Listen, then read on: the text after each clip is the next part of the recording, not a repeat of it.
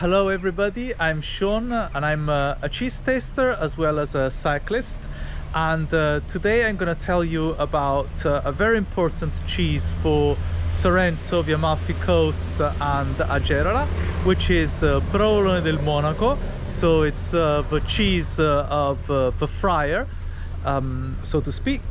It's the 20th year that this cheese is DOP certified, and so I decided to take a long bike ride along the places where the cheese is made to tell you about it.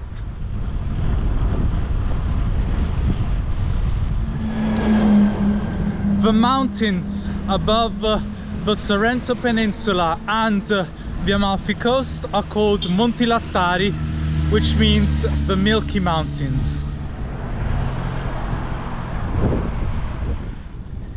To make Provolone del Monaco, you need at least 20% of milk to be from the Agerolese cow.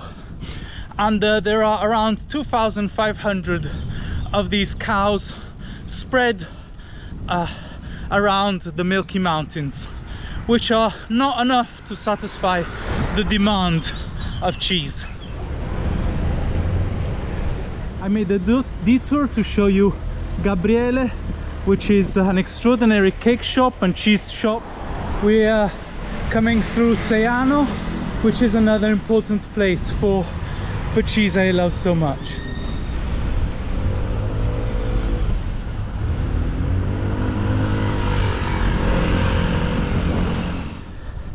As soon as we step away from the coastline, everything changes because it gets more quiet, more relaxed, and the air is cleaner.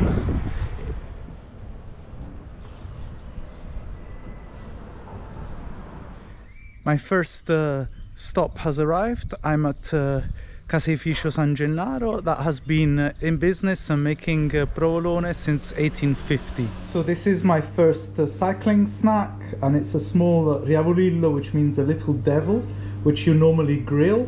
It's stuffed with olives and red pepper. And this is the Provolone del Monaco made by the Gennaro, and you can see his signature is a slightly flat head on the cheese. The traditional shape of a cheese is an elongated melon, and it's basically split in 8 wedges by the cords of the strings that it's hung up when it's aging. These are the slices already cut.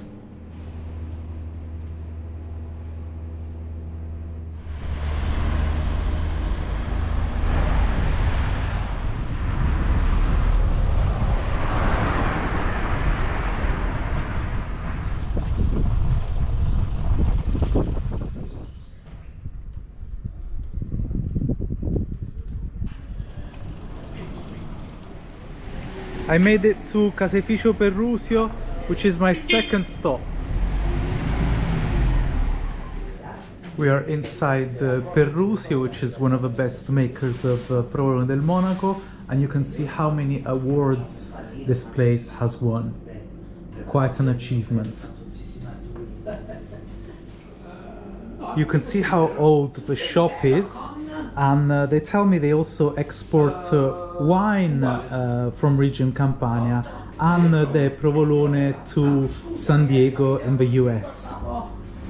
Now there is a long uphill, it's quite steep, and I'm gonna cut through the Sorrento Peninsula and go down towards Positano and in the direction of Amalfi.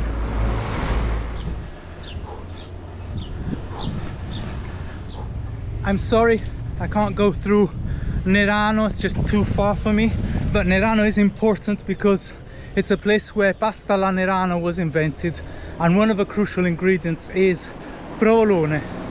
It used to be that people just used the provolone they had, whatever they had at home, but nowadays that pasta alla Nerano has become an international star.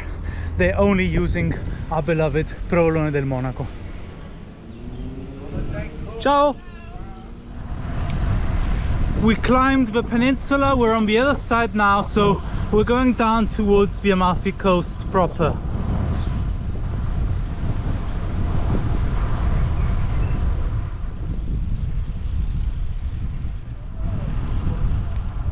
The mountains are quite majestic.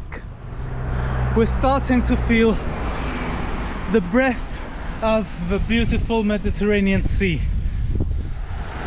Underneath us there is Positano, but immediately above there are Monte Pertuso and Nocelle. And Nocelle is a place that up to the early 2000s didn't even used to have a road, and you used to go there on mule.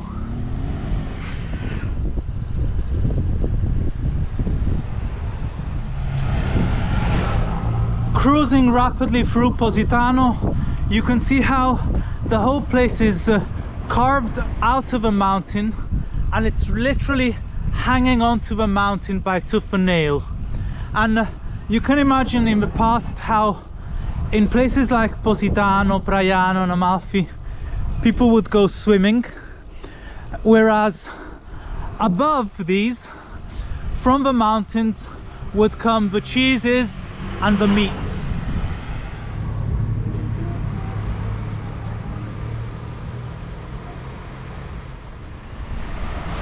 Once again, a signpost informs us that Praiano is inscribed on the UNESCO World Heritage List under the category of landscape, as is the entire Amalfi Coast, the Milky Mountains and Capri.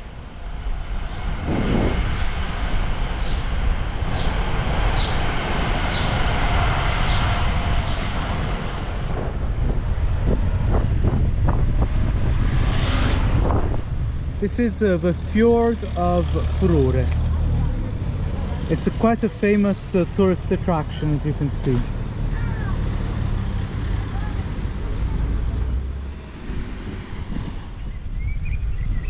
We are in the square of Amalfi. Above us is the Duomo.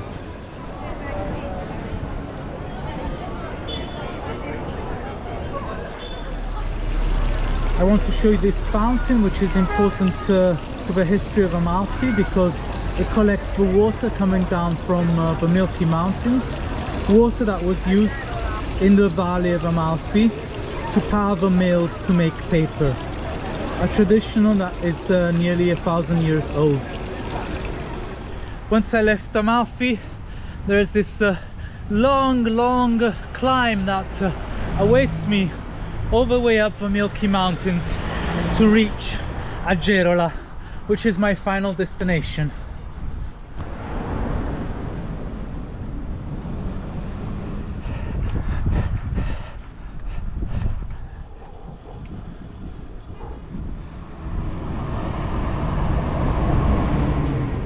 We're about to go through Furore, which we normally associate with the fjord.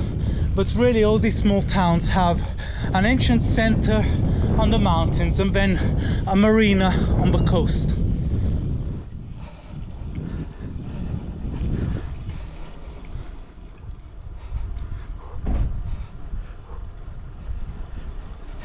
Ciao! Oh.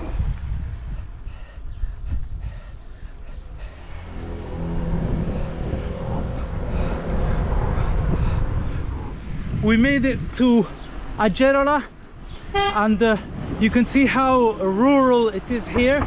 We're clearly in the countryside.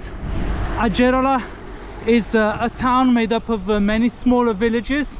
The most famous one is probably Bomerano, because it's the start of the path of the gods, taking people on a hike from Bomerano all the way to Nocelle. We are in Piazza Capasso, which is the heart of Bomerano, and significantly enough there is a fountain, and on top of a fountain there is a cow, the cow of Agerola, with all the cheeses and the products of Agerola, forming a beautiful symbol of abundance.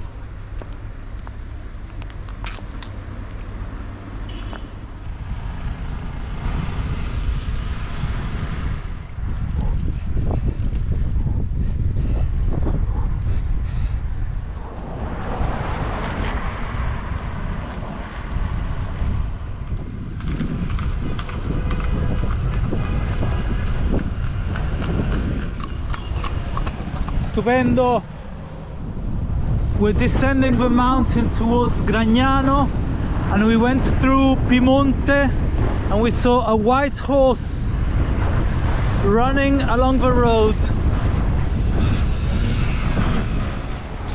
We are in Castellammare di Stabia, and we're going towards where I started, so we're closing the loop of this long tour.